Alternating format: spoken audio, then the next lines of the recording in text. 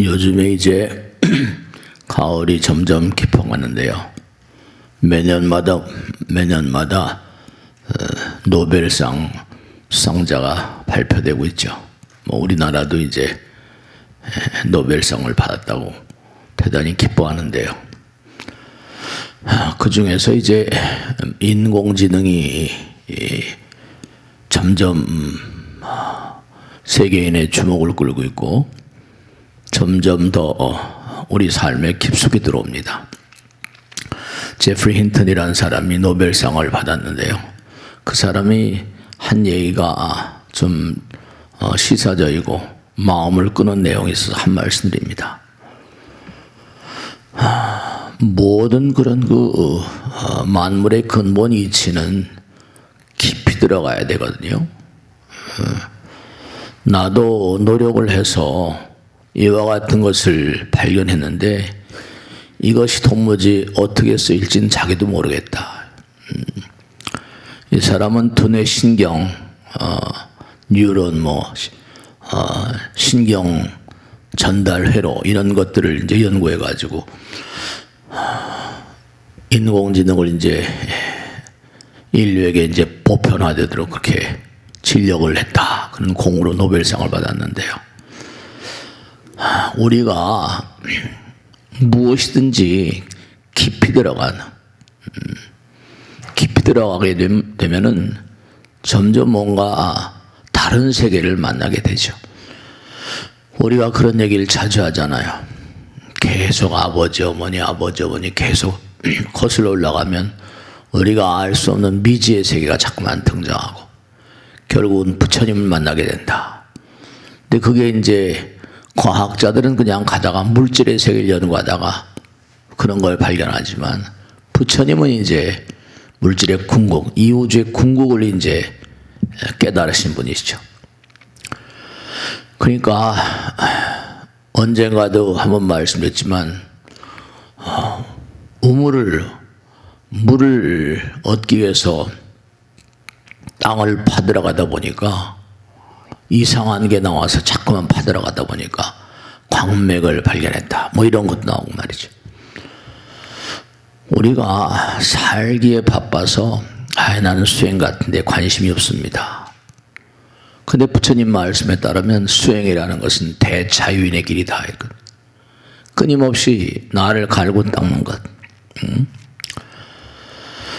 깊이 들어가라는 거죠. 우리나라도 무슨 이제 노벨상을 받았다 그럽니다. 그러니까 부처님 말씀 그대로 너희들은 본래 허공이었다. 본래 허공이었대요 우리가. 그렇죠. 허공에서 이제 모든 게 만들어지니까. 법화경에도 그런 게 나오고 성경에도 그런 게 나오잖아요. 탕자의 비유라고 그러고 불교에서는 궁자의 비유라고 그러고 수도 없이 많이 말씀드렸죠. 집을 버리고 떠나온 아이. 우리가 태어나서 늙고 병들고 죽어갑니다. 내일 민중 함시방이라 화엄에 나온 도리 그대로 우리 인간에 통하는 도리는 우주를 다 관통한 도리니까요. 지구란 별도 태양이란 별도 어디서 나왔잖아요. 우리가 이렇게 생명이 출생되는 것처럼 똑같은 이 우주에 존재하는 모든 만상은 출생의 세계가 다 같은 맥락이라는 거죠. 네, 여러분 엄마 아버지 뱃속에서 나왔잖아요. 그리고 모든 만상들은 나오게 되면 꼭 한 번에 이제 전성기를 갖게 된다고 그랬잖아요. 우리도 이제 젊은 날 정말로 힘차고 말이죠. 정열적으로 의지에 찬 그런 삶을 살다가 그러다가 이제 때가 되면 점점 이번 이렇게 가을처럼 말이죠. 매년마다 오는 가을 뭔가 조락의 계절로 접어들면서 떠나게 됩니다. 그러니까 중요한 건 뭐냐면 모든 별들도 마찬가지라는 거죠. 성주계공 그럽니다. 생로병사, 성주계공, 생주이멸 이러잖아요. 모든 건 나오면 잠시 머물다가 점점 변화돼 가면 소멸된다. 우리 인간보다 수명은 길지만 나라도 마찬가지고 별들도 마찬가지죠. 그건 집을 떠나간 아이들 똑같은 거죠. 집을 떠나가서 처음에는 뭐 신나게 사방팔방으로 돌아다니겠죠. 신날지 모르겠어요. 근데 때가 되면 뭐라? 흔히 그런 얘기 하잖아요. 절에는 뭐 나이 들어서 다니는 거야. 종교에 이렇게 관심을 갖게 되는 연령층도 대체로 뭐냐면 나이가 들어서 그런다는 얘기가 많이 있잖아요. 젊을 땐 운통다치 세상이니까. 그러니까 우리가 엄마 아버지 배에서 떨어져 나온 것처럼 부처님 말씀에 따르면 누구나가 다 허공으로부터 떨어져 나왔으니까 부모님에 대한 그리움이 있는 것처럼 영혼에 대한 그리움이 다 있다는 거예요. 그러니까 계속 이렇게 한꺼번에 무슨 뭐 금방 뭐가 되는 게 아니고 이른바 돌아가시는 것도 태어나는 것도 마찬가지야. 점점 이제 소멸의 기운이 보이는 거죠.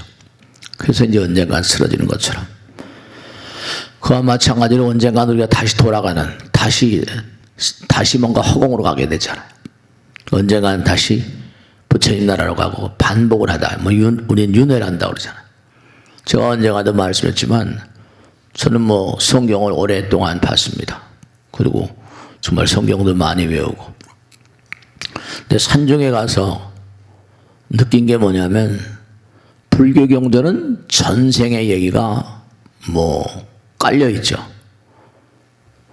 그 전생이라는 거, 윤회라는 거. 성경에는 그런 게 전혀 없어요. 뭐 쿠란, 하데스, 이슬람의 경전에도 전혀 전생이라는 얘기. 그들 영명한 예수님도 또 마호메트도 영명한 존재인데 한 종교를 창립해가지고 수십억의 인구들을 만들었잖아요. 근데 상당히 뭔가 많은 생각을 했어요. 윤회가 맞냐 틀리냐. 근데 사람들은 대부분의 사람들이 불공평하다고 그러잖아요. 근데 윤회에 맞춰보면 불공평은 하나도 없어요. 영원을 가는 존재이니까. 그래서 제가 이게 맞는 것 같다. 그 버트란드 러셀 이런 유명한 영국의 철학자도 그랬거든요. 근데 나는 왜 기독교인이 아닌가? 그들 비슷한 얘기를 합니다. 헬만 헤세도 마찬가지고. 우리는 전부 다 전생을 살았어야만 금생의 이 차별이 설명이 됩니다. 그 금생을 어떻게 사느냐가 내생을 또 이제 만들게 되겠죠. 지금 우리 한 달 피눈물 나게 뛰어서 봉급을 받고 한 달을 살고 하는데 이건 태어날 때부터 그냥 뭐 왕창 부잣집에 태어나서 아무런 금전적인 걱정을 하지 않고 그런 존재 있잖아요. 어제 약찬계 기도를 했는데 끝난 다음에 제가 그런 얘기 했습니다. 워렌 버핏이라는 사람이 세계 뭐 정말 최고급의 부자인데 그 사람은 지금까지 54조 원을 시줄했다. 54조 원을 인류를 위해서 자선 사업을 했다. 그런 사람들은 돈도 많이 벌지만 54조는 우리나라 재벌들 뭐 말이 안 되는 거죠. 그런 돈을 쾌척을 아닌 거 아니니까 당연히 그 친구는 그런 사람들은 뭐 우리의 상상을 뛰어넘는 거죠. 그러니까 뭐 에코노미스라는 잡지는 뭐냐면 세계 각국을 보면 가장 큰 그런 각국마다 자선가들이 그 나라의 재벌급들이고 큰 부호들이다. 그런 건 뭐 통계 나와 있어요. 돈이 많으니까 그런 생각이 들 수도 있겠죠.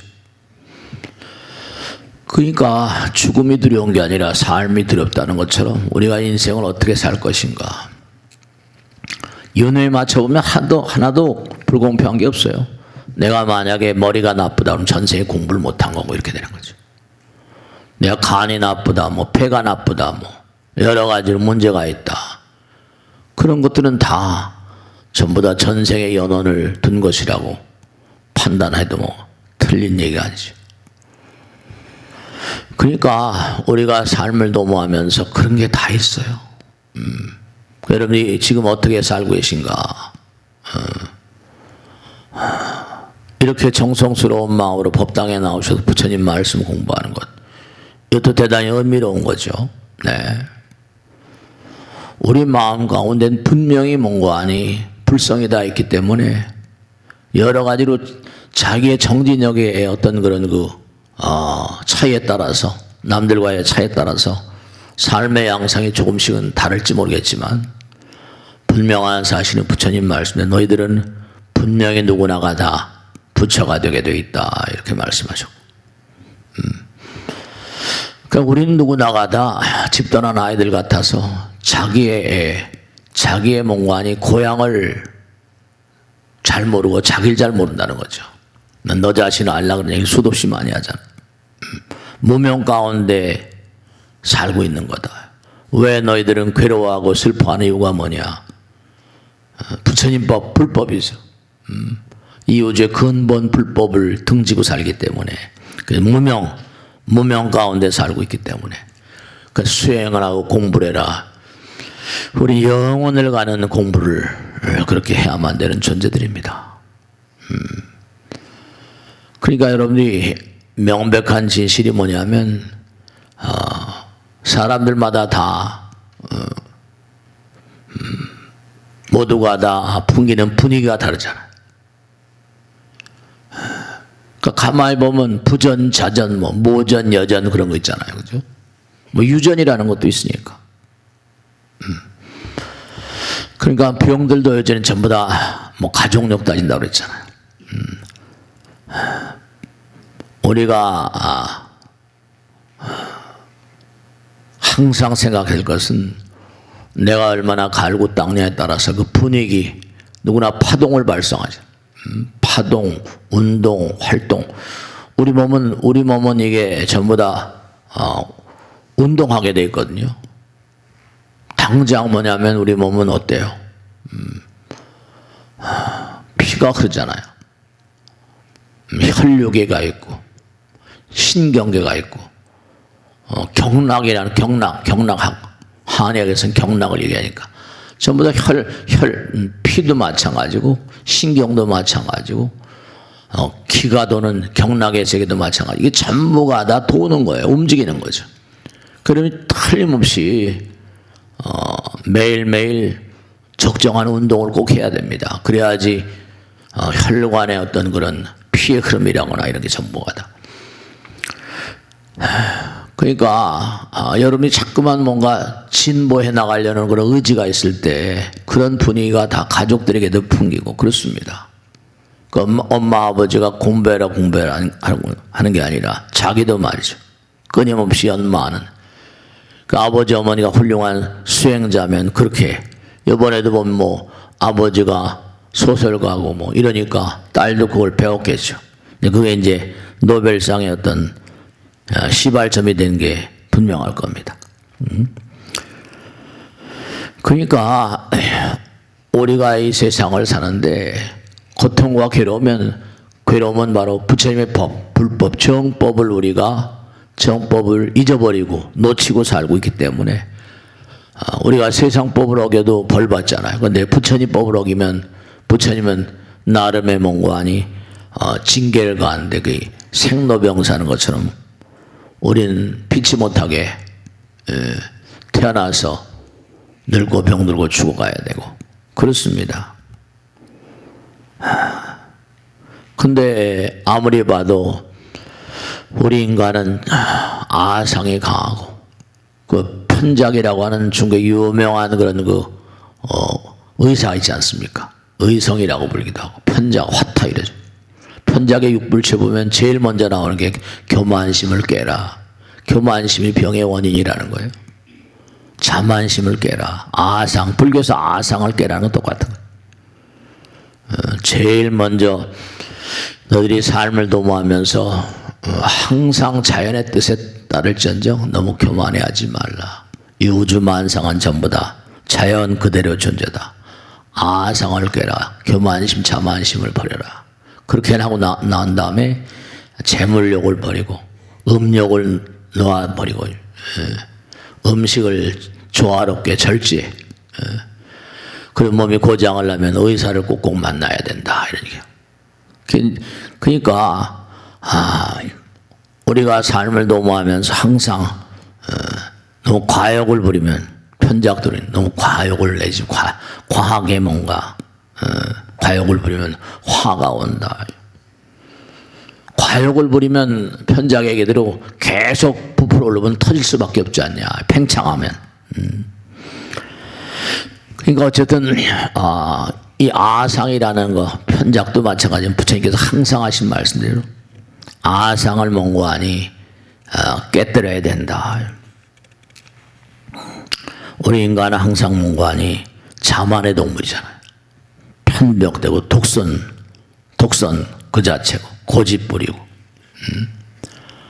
그러니까 우리가 괴롭고 슬퍼하는 이유가 전부가 다 부처님을 등진 때문에 법을 연마하지 않으니까.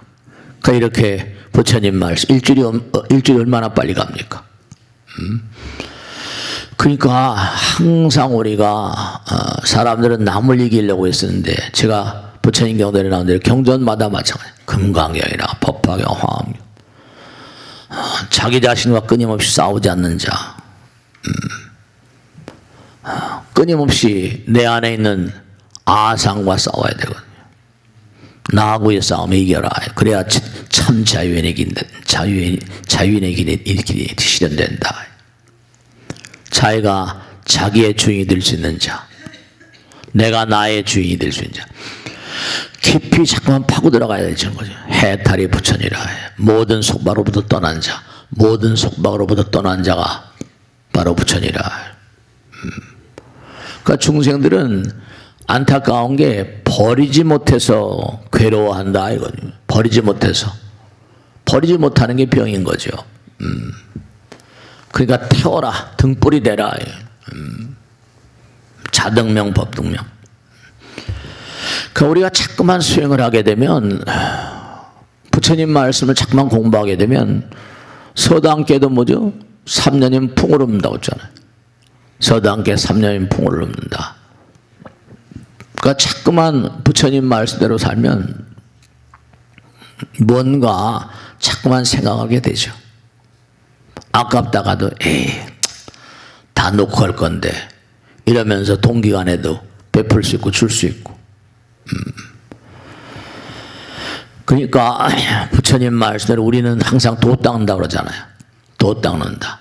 사성제 8정도. 사성제 고진멸도. 그 도 닦는 거고요. 고통은 네가 과거에 지은 대로 오는 것이고 그 모든 번뇌를 깨뜨려 버리려면 도를 닦아라. 8정도. 우리는 사실 전부 다 인생 자체가 삶 자체가 종교거든요.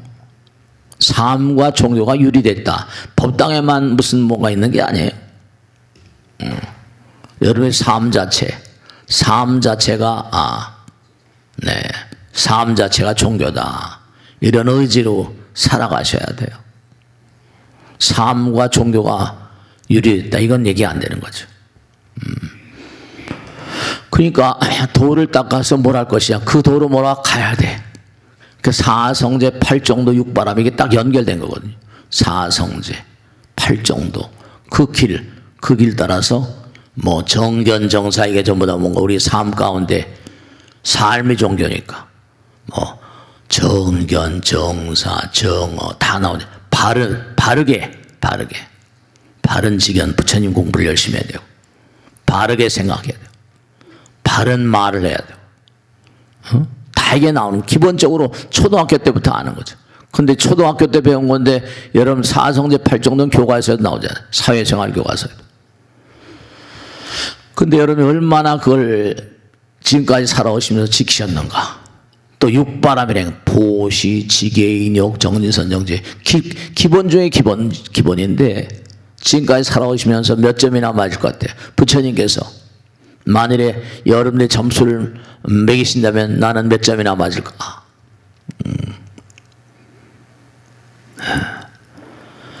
그 부처님께서 오죽 잘 아시겠어요. 요즘에 인공지능으로 뭐 못하는 게 없다고 그럴 정도는 막 나오니까. 인공지능을 만들어가지고 뭐 점점 사회를 발전시킨다고 하는데 부처님이 오죽 잘 아시겠냐고. 그러니까 우리가 삶을 도모하면서 다른 게 깨달음이 아니라 부처님 말씀을 실천하면서 오는 즐거움의 세계. 그렇잖아요. 참 웃기는 게 여러분들이 삶이, 제가 지난번에 뭘 책을 보다 보니까 웃기는 게 나왔는데 웃기는 것도 아니래요. 이게 지금 무슨 아까도 말씀드린 두뇌 신경을 연구를 해가지고 무슨 뭐 인공지능을 만든다고 하는데 이 병을 검진을 하는데 뭐가 나오는 거 아니? 세포 내의 전자이동, 전자가 왔다 갔다 한다는 거 아닙니까? 전자이동의 무질서. 그 전자가 왔다 갔다 하니 생화학적인 세계 있잖아요. 전자이동의 무질서 상황. 인실병이라는 거죠. 그 참 전자가 이동되는 걸, 세포가 이제 전자로 돼 있으니까. 그 다음에 세포 내에 전자 궤도가 있대요. 이 전자 궤도가 이게 바뀐다는 겁니다. 야, 전자 궤도가 어떻게 바뀔까? 전자 이동이 어떻게 해서 무질서하게 될까?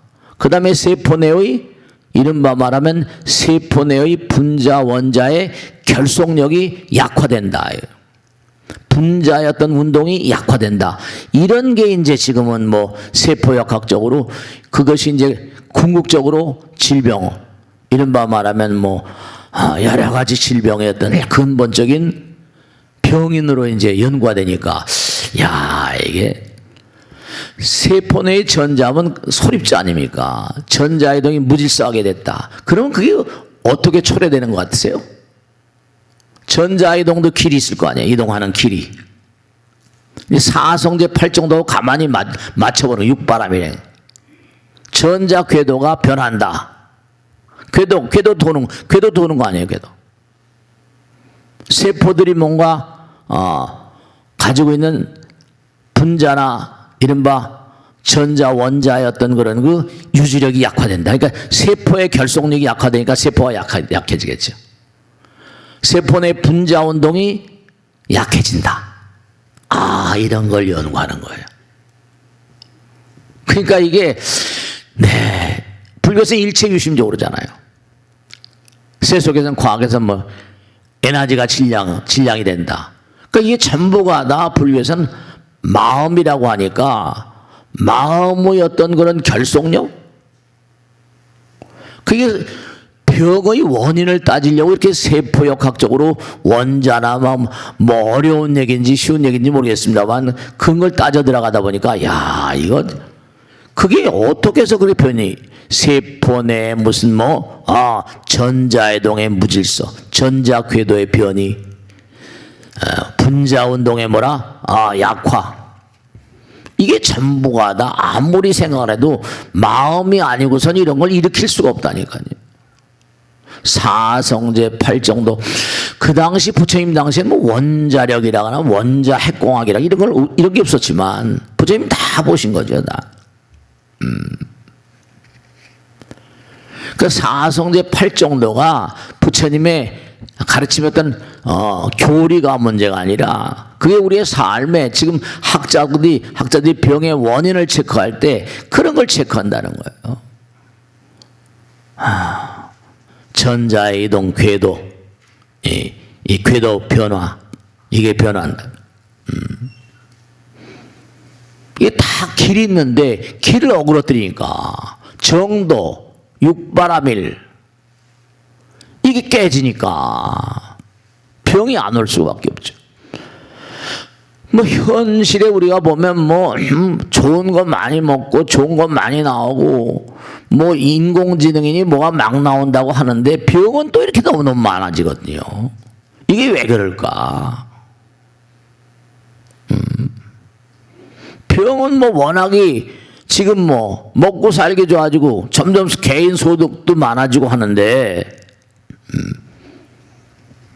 근데 왜 병은 점점 더 많아지는 거예요? 도무지. 세포 내 어떤 전자 궤도의 이동 변화, 밀입자의 세계의 어떤 변화. 그러니까 아무리 무슨 인공지능이니 뭐니 발전한다 하더라도 인간의 마음은 이게 뭔가 아니, 마음은 발전이 안 되나 보죠.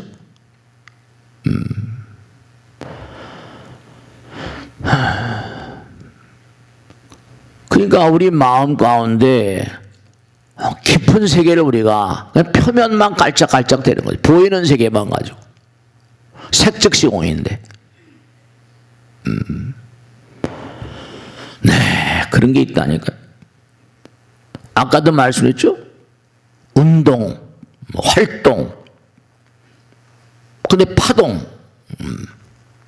운동이나 활동은 우리가 하지만 말이야. 파동도 움직임이죠. 연파라고 그러고. 파동은 정보라고 항상 그러잖아요. 파동은 정보. 그러니까 제가 이제 보살님이나 거사님들 이렇게 얘기를 나누다 보면 왜 우리 아이가 그렇게 짜증을 잘 내고 잘 공부방에 다니는데 공부방에 잘 안 있고 자꾸만 놔두려고. 네, 보살님 다른 게 아니라 보살님은 너무 성품이 조급하고 짜증을 잘 내나 봐. 다 써 있잖아요. 그 엄마 아버지가 자꾸만 짜증을 잘 내면 불안한 어떤 그런 파동이 아이들에게 연파라고 하잖아. 전달이 안 되겠어. 부모의 파동이 결정적으로 아이들에게 영향력을 행사하거든. 네. 네, 여러분이 한번 생각을 가만히 해보세요. 왜 아이들이 말을 잘 안 듣나 이런. 아이들에게 어떤 신뢰감, 무한한 신뢰감. 이 불교에서는 말이죠, 이 신심, 여러분이 얼마나 부처님을 신뢰하는가. 부처님 말씀대로 나는 너희들이 나를 신뢰하는 것만큼 나도 너희들을 신뢰한다. 그러니까 중요한 게 뭐냐면 여러분이 법당에 나오시잖아요. 그죠? 그 얼마나 부처님께 대한 신심이 돈독하세요. 부처님 말씀대로. 신심. 여러분이 너 왜 이렇게 내 말을 못 믿냐 이러잖아요. 그죠? 그런 얘기 많이 해요. 너 왜 이렇게 내 말을 못 믿냐. 상대방의 믿음을 줘야지 상대방이 날 믿잖아요. 또 이렇게 내 말을 못 믿냐. 그러니까 평상시에 별로 상대방에게 신뢰감과 믿음을 주지 못하니까 상대방의 나를 믿지 못하는 거죠.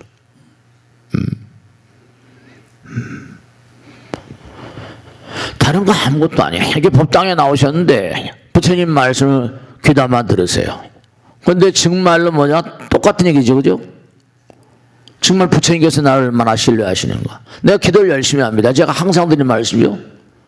아까도 계속 파들어가면 부처님 만나게 되는데 스님 기도해도 잘 안 되대요. 그럼 제가 그런 얘기합니다. 보살, 정말로 상대방이 믿음을 줘야 상대방이 나를 믿잖아. 그럼 부처님께 정말로 뭔가 당신을 나는 정말 진심으로 신뢰합니다. 부처님 보시기에 보살님의 신심은 정말로 투철하다고 그렇게 자신할 수 있어? 그런 게 있잖아요. 우리가 말이라는 글자가 사람 인변에 말씀은 짧으면 그게 신자라고 항상 그러잖아요. 믿을 신자. 세상에서 사실은 말처럼 무서운 게 없잖아요. 구시화문이라 입은 입은 재앙의 문이라고 하기도 하고, 구시 진실 광명지문이라 말이라는 건 진실과 광명을 표현하는 문이라고 하기도 하고 말이에요. 정말 그런 게 있다니까요. 왜 간절한 마음으로 기도를 열심히 하시라고 항상 강조드리는 거 아니? 부처님이 여러분들을 믿을 수 있는 사람이라면 다른 사람들이 그 사람을 믿지 않을 수가 없을 거예요. 부처님을 정말로 믿는 사람. 요즘에 무슨 신용화폐, 신용이 자본이라는 얘기 많이 하죠. 여러분들이 부처님께 대한 믿음이 얼마나 돈독한가. 그것이 바로 그대에 대한 부처님의 믿음을 낳게 양성하게 돼 있습니다. 부처님을 세상 사람들 부처님 말씀에도 뭐 배신이 중대라고 하는데 부처님은 결코 우리를 저버리지 않으시거든요. 아들 딸들인데 부처님은 절대로 우리를 실망시키지 않습니다. 부처님은 우리를 절대로 배신하지 않아요. 그러니까 여러분 얼마나 부처님을 신뢰하는가. 우리가 여러 가지 혼란 상태는 왜 혼란스러운 거 아니? 믿음이 취약해서 그래요. 딱 부처님 믿는 마음, 우선 믿음이 투철하면 우선 안정감이 있잖아요. 아까 말씀드린 뭐 세포내 뭐 전자 궤도의 이동, 아이 뭐 참 그런 얘기를 다 하고 있다니까요. 그런 걸 다 검사하는 거예요. 이 질병, 세포내 전자이동의 무질서, 전자 궤도의 변이, 분자 운동의 약화. 그리고 이게 혼돈, 뭔가 질서가 깨지는 거예요. 질서가 깨져. 그 왜 질서가 깨질 것 같아요? 모든 걸 불신하니까. 부부간에도 그 영락없이 아내가 뭐 암이 걸린다거나 뭐 남편이 뭐 고장이 난다거나 뭐 여러 가지 등등 보면 하도 많은 분들을 만나서 상담을 하다 보면 그건 제가 그럽니다. 보살님 정말 남편을 얼마나 사랑하냐. 부처님 사랑하는 것만큼 부처님께서 항상 그러잖아요. 상대방을 부처로 생각하라. 그게 다 병리하게 우리 삶 속에서 그런 게 전개돼야 되니까. 그러니까 여러분이 얼마나 부처님을 신뢰하는가 그게 번창의 길이에요. 사실은 여러분 정말 믿으면 그렇죠. 내가 회사를 정말 건실하게 몸과 마음을 다해서 운영한다 이겁니다. 그건 투자자가 막 몰려요. 투자하게 만들거든. 신용. 요즘에 신용을 잊어버리면 뭐 무너지는 거죠. 그러니까 항상 왜 당신은 내 말을 못 믿는 거야? 이렇게 어떤 데는 안타까워 그러잖아요. 근데 그건 다른 게 아니라 내가 그동안 정말로 상대방을 믿게끔 그렇게 행동을 했는가 이런 걸 생각해야죠. 그러니까 잊지 마세요. 부처님에 대한 믿음, 신심이 그대에 대한 부처님의 신심을 결정합니다. 그냥 기도를 열심히 하라. 기도도 그냥 건성건성이 아니라 그냥 건성건성이 아니라 부처님 말씀을 철석같이 믿는다. 이 법문을 이렇게 공부하는 것도 마찬가지. 그 모든 종교는 전부 다 신심이에요. 신심, 신앙이라거나 신심이라거나 뭐 전부가 다 신행이라거나. 그러니까 집을 떠나오게 되면 어떻게 돼요? 아버지 어머니가 싫어 뛰어나왔잖아. 고통스러울 수밖에. 왜 우리가 고통스러운가? 왜 세포의 무슨 전자 궤도의 이상 상태, 이동 이게 궤도의 어떤 운동 상태가 나빠지고 막 혼란이 되고 그 병이 온다는 거예요. 그럼 자연히 암도 오겠죠. 자꾸만 그릇된 짓을 하니까 궤도의 이상 상태가 오는 거죠. 그 자연히 자꾸만 고통을 만지하게 되다 보면 그러면 그리워지죠. 뭐가? 고향 그리워지는 거예요. 고향 그리워져.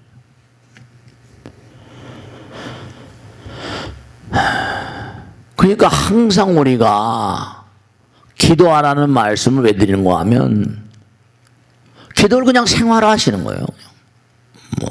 일주일에 한 번 나오는 게 문제가 아니라 그냥 집에서 항상 입으로 하는 게 아니라 지금 항상 부처님 생각하면서 양신 끊임없이 나의 어떤 그런 깊은 세계를 키워 절제라거나 겸손, 무아상,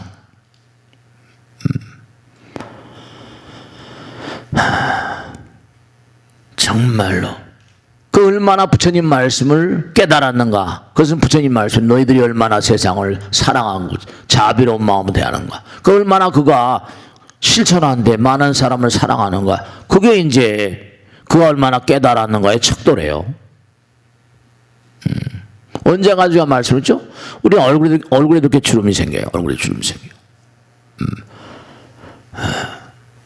근데 마음의 주름, 육신에도 주름살이 있지만 마음에도, 영혼에도 주름살이 있대요. 영혼의 주름살이라는 게 뭐냐면 마음이 자꾸만 노쇠화되는 거죠. 왜냐? 마음은 영혼인데 마음의 나이를 먹게 하는 게 시간과 공간에서 자꾸만 욕망이 영혼을 병들게 만든다. 영혼의 주름살이 생기게 해요.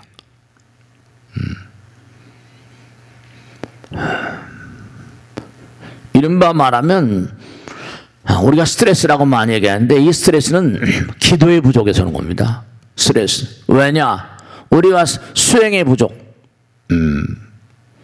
스트레스는 결국 아상이 강해서 오는 거거든요. 나의 고집이 스트레스를 만드는 거니까. 내가 있다는 사실. 그게 자꾸만 뭔가 이렇게 여러 가지 상황 변화로, 욕망으로 나를 압박을 하는 게 그게 스트레스인 거예요. 정진의 결핍. 기도에 몸과 마음을 다 열심히 기도하는 사람들. 정진의 결핍이랄까? 기도의 부족, 수행의 부족. 그러니까 우리가 인생을 살아가면서 어떤 정신적인 고뇌, 스트레스, 이렇게 스트레스가 만병의 원인이라고 그러잖아요. 그게 결국은 뭐라? 편작의 얘기대로 암안심을 놔라. 교만하지 말라. 그게 만병의 원인이래요. 인간의 정신적인 질병이 몸의 질병을 앓게 해요. 그 부처님 말씀 무명이 불건강을 낳는다. 불합리한 아집 같은 거. 그게 병의 원인이라는 거죠. 그러니까 여러분이 자꾸만 뭔가 내가 많은 사람을 사랑하고 생각하고 이렇게 베풀고 펼치고 하는 마음, 그 깨달음의 척도 같은 거죠. 그러니까 아까 워렌 버핏이 얘기했지만 어마어마한 그런 그 돈을 인류를 위해서 쾌척하고 하는 거예요. 그만큼 뭐 마음의 문이 열린 거지. 그 사람은 계속 돈을 어마어마하게 벌 거예요. 이제 뭐 나이도 많지만. 그게 마음의 어떤 무명, 미혹이 질병의 원인이다. 그러니까 아무리 세상이 무슨 재물이 뭐 이렇게 뭐 물질이 풍요롭다 하더라도 마음이 병든 사람, 마음을 잘 쓰려고 하지 않으니까 이게. 그 모든 어떤 건 재앙과 질병은 인간 자체, 그 사람 자체의 어떤 근본적인 모순으로부터 촉발됩니다.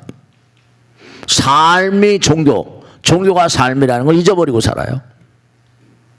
그러니 옛날 무슨 뭐 속담에 여다는 문지방, 문을 여닫잖아요. 여다는 문지방은 조물 먹지 않는다. 계속 운동하니까, 항상 운동하니까 문지방이 뭐 조물 먹을 이유가 없죠. 그러니까 하나가 되는 사랑의 마음, 이게 하나가 되잖아요. 근데 나와 남의 불평등, 혼란 상태, 이게 스트레스예요. 그러니까 속상하면 병이 오죠. 속이 왜 상해요?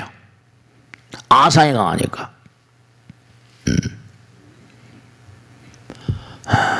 편작의 육불치, 아까 말씀했죠? 제일 먼저 나온 게 아상을 깨라, 교만심을 깨라. 교만심을 깨라. 재물을 과다하게 자꾸만 쌓으려고 하지 마. 색을 너무 과다하게 행사하려고 하지 말고, 과식하지 말고, 전부가 다.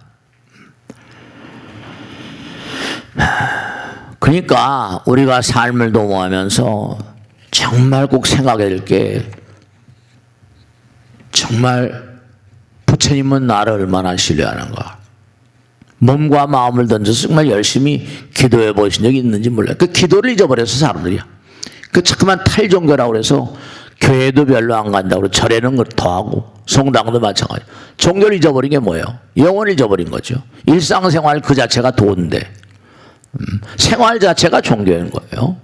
종교하고 생활을 분리시키면 안 되거든요. 왜냐? 색즉시공 공즉색이니까. 마음이 모든 걸 통제하니까.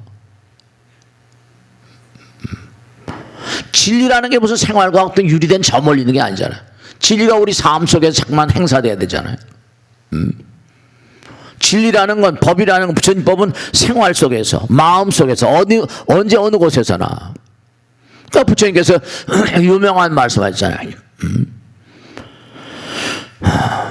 정말로 뭐냐, 진리라는 게 무엇입니까? 그러니까 부처님께서 뭐라? 그런 말씀하셨잖아요. 진리는 길바닥에 널려있는 자갈과도 같다리. 길바닥에 널린 자갈 가져갔대. 근데 왜 그러면 자갈이면 뭐 줄 쓰려고 하면 되지 않냐 했더니 부처님께서 주우려는 뭐라? 네, 마음을 가진 자는 몸을 굽혀야 된다. 길바닥에 널려진 자갈 같은 게 진리인데 그걸 왜 줍질 않습니까? 당연하지 않냐. 주우려면 굽혀야 되는데 몸과 마음을 굽혀야 되는데 굽히려고 하지 않는다. 굽히려고 하죠. 간단하잖아요. 어렵게도 설명하세요. 굽혀야 된다. 자기를 굽혀야 된다. 그 진리를 줍기 위해서 허리를 구부리려고 하지 않으니까. 간단한 얘기예요. 진리는 길바닥에 깔리는 자갈 가져왔다. 근데 왜냐? 구부리려고 안 그래. 허리를 구부려 주셔야 되는데. 그러니까 진리 공부한 자는 자연히 지혜로워지겠죠? 그러면 지혜로워지는 자는 한없이 겸허해지고 겸손해집니다. 그러니까 무아상이 되는 거죠. 그러니까 우리가 한 세상 아무리 악을 쓰고 부처님 말씀 왜 끊임없이 우리 윤회해야 됩니까? 너희들은 한없이 열심히 노력해서 벌었지? 근데 그게 다 만사휘인 거야. 다 놔두고 가야 되지 않냐? 그런 걸 계속 반복하다 보면 너희들의 종교성과 영성 같은 게, 불성 같은 게 점점 개량이 되지 않게, 점점 나아지지 않겠냐. 다 놔두고 가는 거니까. 아들, 딸들한테 많이 물려준다고 해보세요. 아들, 딸들이 무슨 천대만대 누릴 것인가.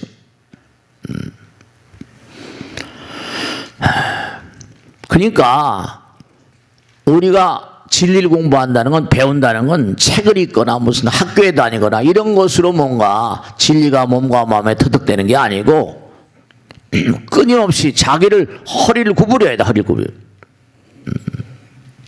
구부려야 돼. 그러니까 구부리려고 하지 않으니까 나와 남이 대립하는 곳엔 꼭 병이 있습니다.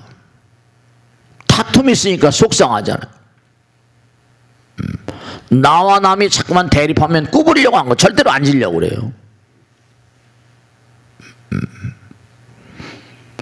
그러니까 병을 다스리려면, 병이 다반사니까 병을 다스리려면 자연히 마음을 다스려야 되죠. 근데 마음을 다스리려는 노력을 안 해요. 의학이 발달하고 건강법이 너무나 많이 보급되어 있고 그런데도 온 천지가 병으로 만연됩니다.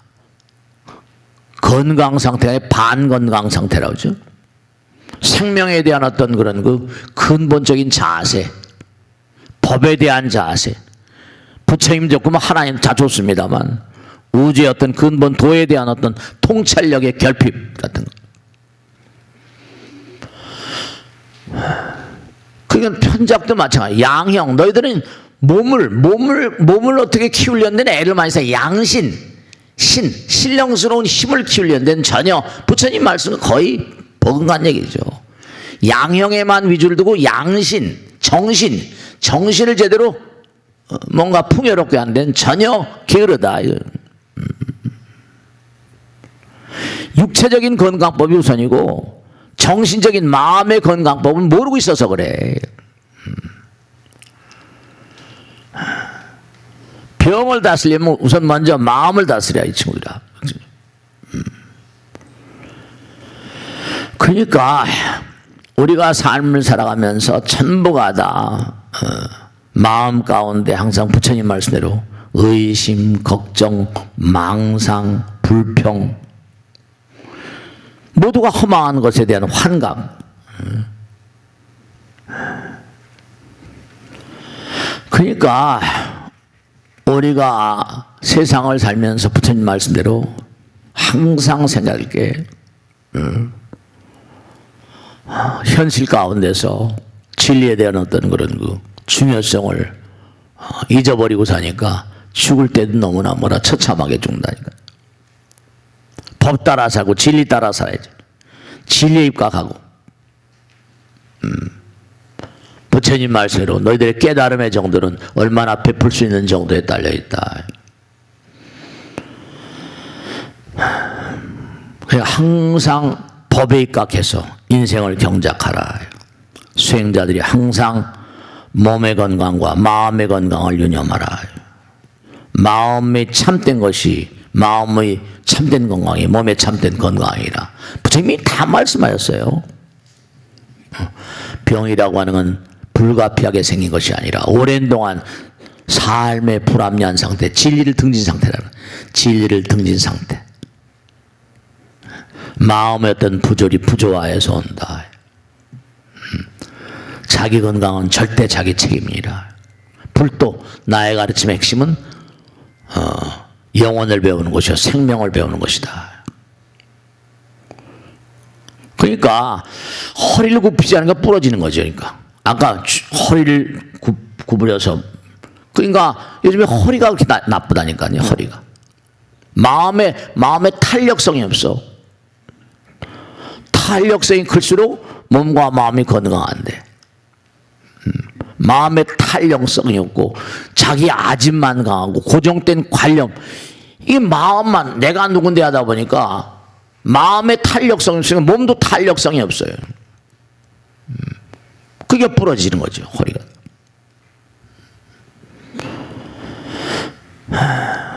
그러니까 자꾸만 이게 싸우고 뭐 다투고 하다 보면 어쨌든 내가 한 대 때리면 저 사람도 한 대 때리려고 할 거 아니에요.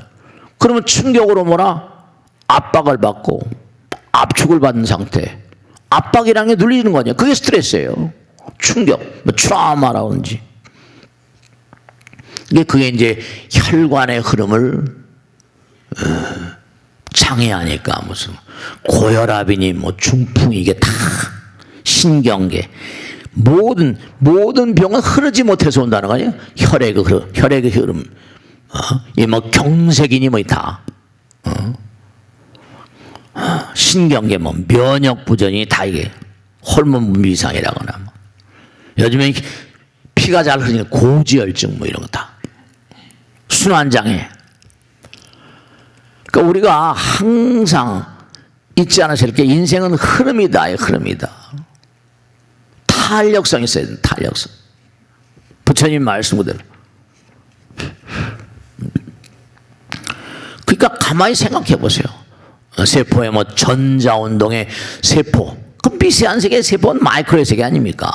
그 안에 있는 전자운동의 무질서, 그게 전자운동의 미세한 세계의 무질서가 뭐예요? 마음의 무질서. 지금 자기 삶의 절제가 마음의 혼돈 상태. 세포 내에 있는, 저도 이거 보면서 이 학자들이 이런 걸 가지고 몸을 판단하는구나. 세포 내 전자궤도의 변이, 전자궤도가 바뀐다는 거지. 바뀌는 거야. 안정되질 못해. 불안정해. 세포 내 어떤 결속력, 유지력이 약화, 기가 약해지는 거지. 세포 내 분자 운동의 약화. 전부 다 체크하는 거예요. 조직 검사 그런 게 다 그런 거라는 거예요. 그러니까 우리가 삶을 살아가면서 부처님 말씀대로요, 정말로 우리 자신의 좀 깊은 세포 내에 무슨, 생각해 보세요, 무슨 전자궤도, 이 깊은 세계 아닙니까? 우리 몸에 어떤 마지노선 같은 거거든요.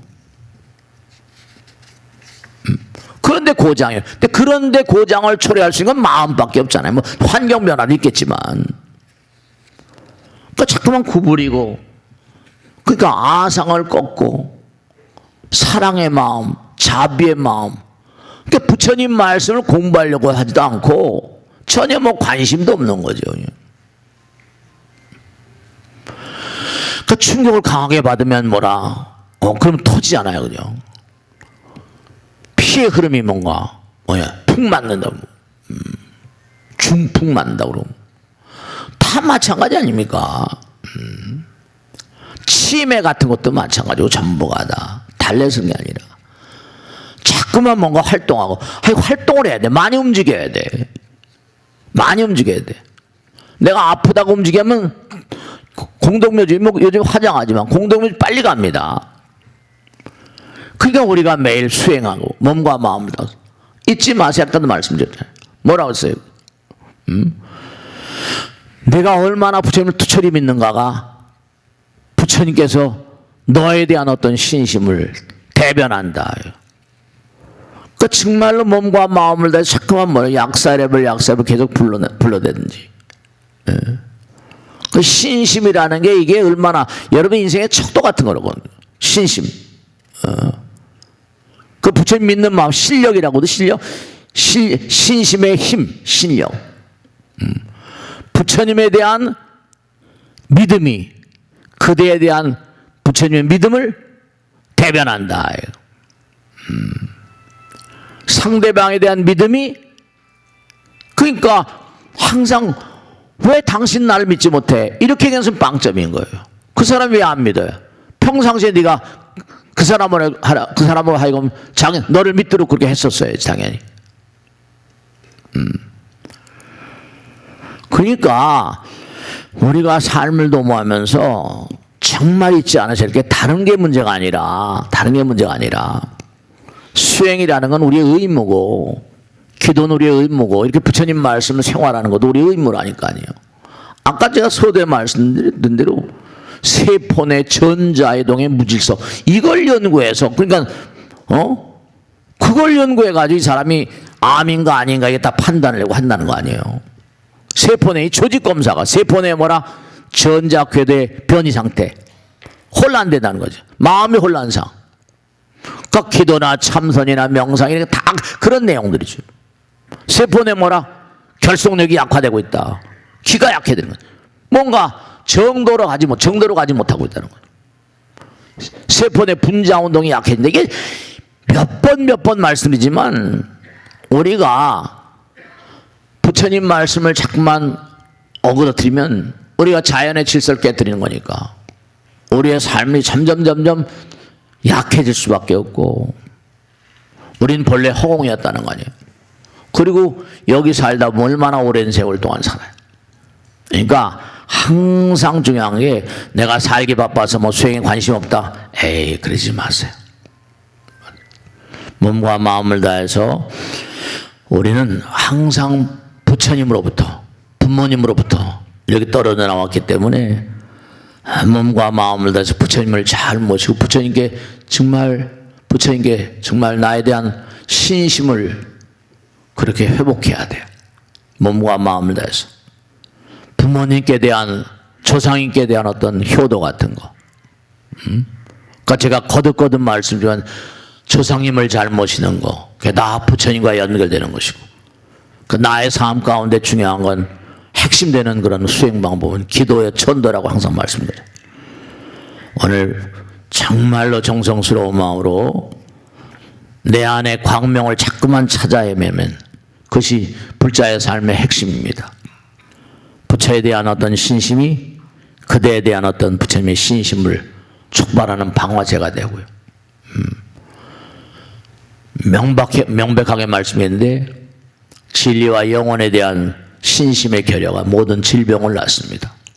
몸과 마음을 다해서 열심히 또 정진하셔야 돼요. 이번 주에는 또 정성스러운 마음으로 조상님을 모시는 그런 거 천도회를 다 할 것이니까.